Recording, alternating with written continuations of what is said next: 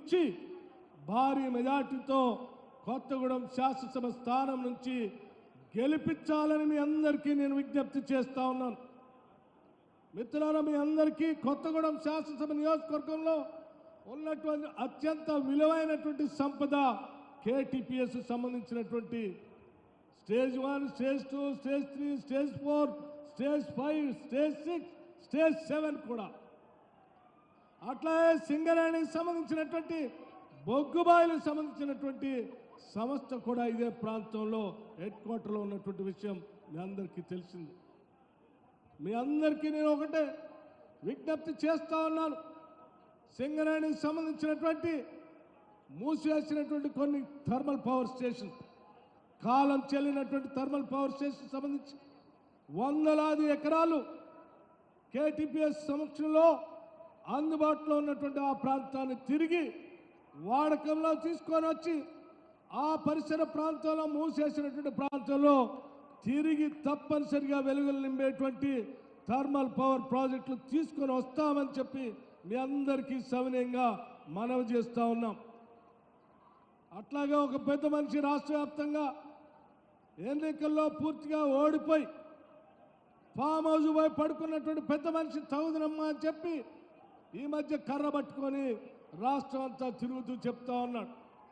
సింగరేణి కాలనీకి సంబంధించట ఆయనట బాగు చేశాడట. అరే, వారి కాలం మొత్తం సింగరేణికి సంబంధించి పెద్ద ఎత్తున కార్మికులు రావాల్సినటువంటి ఎటువంటి లాభాలు ఇవ్వకుండా, కార్మికులు రావాల్సినటువంటి సంక్షేమ కార్యక్రమాలని చేయకుండా, సింగరేణికి సంబంధించిన బొగ్గు బావుల్ని సింగరేణికి రాకుండా 10 సంవత్సరాలు మొద్దు నిద్రపోయినటువంటి బీఆర్ పార్టీ సంబంధించిన నాయకత్వం ఈరోజు తగుదనమ్మా అని బయటకు వచ్చి మాట్లాడుతూ ఉన్నారు. కాంగ్రెస్ పార్టీ పక్షాన మీ అందరికీ మాటిస్తా ఉన్నాం. యావత్ మంత్రివర్గం మొత్తం కూడా సింగరేణి పరిసర ప్రాంతాల్లో ఉన్నటువంటి ఏ ఒక్క బొగ్గు బాయిని కూడా సింగరేణి కాకుండా వేరే ప్రైవేటు వ్యక్తులకి పోయేటట్టుగా చేయం, సింగరేణిని కాపాడుతామని చెప్పి మీ అందరికీ సవినయంగా మనవి చేస్తా ఉన్నాం. అత్యంత చారిత్రాత్మకమైనటువంటి ఒక నిర్ణయం కూడా ఈ సందర్భంగా మీ అందరికీ గుర్తు చేయాలి. సింగరేణిలో పనిచేస్తున్నటువంటి వేలాది మంది కార్మికులు, ఆ కార్మికులు ప్రమాదవశాత్తు పొరపాటు ఏదైనా జరిగితే దేశ చరిత్రలో ఎక్కడ చేయని విధంగా కార్మిక లోకానికి ₹1 కోటి బీమా చేసినటువంటి చరిత్ర కాంగ్రెస్ పార్టీదని చెప్పి ఈ సందర్భంగా మనం చేస్తా ఉన్నాం. కాంగ్రెస్ ప్రభుత్వం వచ్చిన దగ్గర నుంచి నేటి వరకు ఒక్క క్షణం కూడా రెప్పపాటు కూడా కరెంటు పోకుండా నిరంతరం కరెంటు ఇస్తున్నటువంటి చరిత్ర కూడా కాంగ్రెస్ ప్రభుత్వానికి అని చెప్పి మీ అందరికీ సవినయంగా మనం చేస్తా ఉన్నాం. రేపొద్దున కొత్తగూడెం పరిసర ప్రాంతంలో ఉన్నటువంటి స్పాంజ్ ఏరియాకి సంబంధించినటువంటి ప్రాజెక్టులు కూడా తిరిగి తెరిపిస్తాం, ఇక్కడ ఉద్యోగ అవకాశాలు కల్పిస్తామని కూడా ఈ సందర్భంగా మనం చేస్తా ఉన్నాం. సింగరేణి పరిసర ప్రాంతాల్లో ఉన్నటువంటి దళిత గిరిజనులందరికీ పెద్ద ఎత్తున పిలిపిస్తా ఉన్నాం. ఈరోజు దేశంలో భారతీయ జనతా పార్టీ దళిత గిరిజనులకు సంబంధించిందే కాకుండా బలహీన వర్గాలకు సంబంధించిన, ఓబీసీలకు సంబంధించిన విలువైనటువంటి ఆస్తుల్ని, వ్యవస్థల్ని, రిజర్వేషన్లు కూడా వాళ్ళకి లేకుండా చేయాలనేటువంటి ఒక పెద్ద ఎత్తున కుట్ర జరుగుతూ ఉంది. ఆ కుట్రకు సంబంధించే మన ప్రియతమ నాయకుడు రాహుల్ గాంధీ గారు పెద్ద ఎత్తున కన్యాకుమారి నుంచి కాశ్మీర్ గురించి మాట్లాడుతూ భారతీయ జనతా పార్టీ భారత రాజ్యాంగాన్ని మార్చడానికి ప్రయత్నం చేస్తూ ఉంది, రిజర్వేషన్లు తొలగించడానికి ప్రయత్నం చేస్తూ ఉంది. వాటి కోసం మేము కట్టుబడి ఉంటాం, నిలబడతాం, మీ అందరికీ రక్షణగా ఉంటామని ఆయన చెప్పినటువంటి మాటనే మన ముఖ్యమంత్రి రేవంత్ రెడ్డి గారు కూడా అదే మాట చెప్పారు.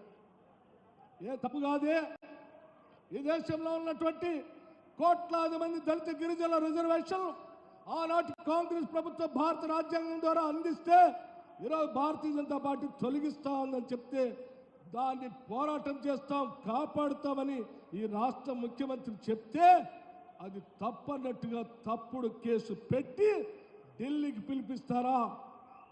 ఏం కాంగ్రెస్ పార్టీ నాయకత్వం మీరు ఢిల్లీకి పిలిపిస్తే భయపడుతుందని మీరు భావిస్తే చాలా పొరపాటు అని కూడా ఈ సందర్భంగా చెప్తా ఉన్నాం. రవి అస్తమించినటువంటి బ్రిటిష్ సామ్రాజ్యానికి ఎదురొడ్డి గుండెల అడ్డం నిలబెట్టి కాల్చండరాని అడ్డం తిరిగిన కాంగ్రెస్ నాయకత్వం ఆఫ్టర్ ఆల్ మీరు ఢిల్లీకి పిలిస్తే ముఖ్యమంత్రిని భయపడతారని మీరు భావిస్తే పొరపాటు. తప్పనిసరిగా రిజర్వేషన్ కోసం కాంగ్రెస్ పార్టీ నిలబడుతుంది.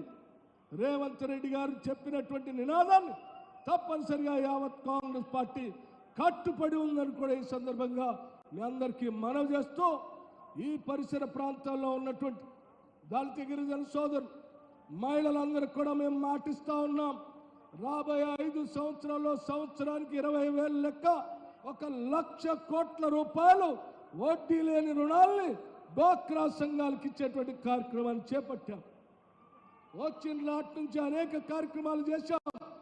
ఆర్థిక క్రమశిక్షణతో రాష్ట్రాన్ని ముందుకు తీసుకొని పోతా ఉన్నాం. ఈరోజు రాష్ట్ర ప్రభుత్వం మాట్లాడుతుంది అది ఎట్లేదు ఇది ఎట్లేదు. ఏది ఎట్లేదో ముఖ్యమంత్రి గారు చెప్తారు, ఎప్పటి వరకు చేస్తున్నాం అనేది కూడా స్పష్టంగా. మీలాంటి తప్పుడు అబద్ధాలు ప్రచారం చేస్తే చూస్తూ ఊరుకోవడానికి రాష్ట్ర ప్రజలు సిద్ధంగా లేరు. మీరు ఎన్ని అడ్డంకులు పెట్టినా ప్రజలకు మేము ఇచ్చినటువంటి హామీలను అమలు చేసి తీరుతాం. అమలు చేసే ప్రక్రియలోనే మహిళలకు ఉచితంగా బస్సు దగ్గర నుంచి 200 యూనిట్ లోపల ఇచ్చేటువంటి ఉచిత కరెంట్ని అమలు చేసుకుంటూ పోయాం. రేపొద్దున కూడా మిగతాయి కూడా చేస్తాం. మిగతా విషయాలన్నీ కూడా ముఖ్యమంత్రి గారు స్పష్టంగా ఆర్థిక పరమైనటువంటి విషయాల్ని, అట్లాగే మిగతా వాళ్ళకి ఏమేమి చేస్తున్నటువంటి విషయాలు కూడా స్పష్టంగా ఈ సభ ద్వారా కొత్తగూడెం శాసనసభ నియోజకవర్గం నుంచి ఈ రాష్ట్రానికి స్పష్టమైనటువంటి సందేశాన్ని కూడా ఇస్తారని కూడా మీ అందరికీ సవినయంగా మనవి చేస్తూ, మరొక్కసారి రఘురామరెడ్డి గారిని అత్యధిక భారీ మెజార్టీతో రాహుల్ గాంధీ గారిని ప్రధానమంత్రి చేయడానికి, దేశంలో భారత రాజ్యాంగాన్ని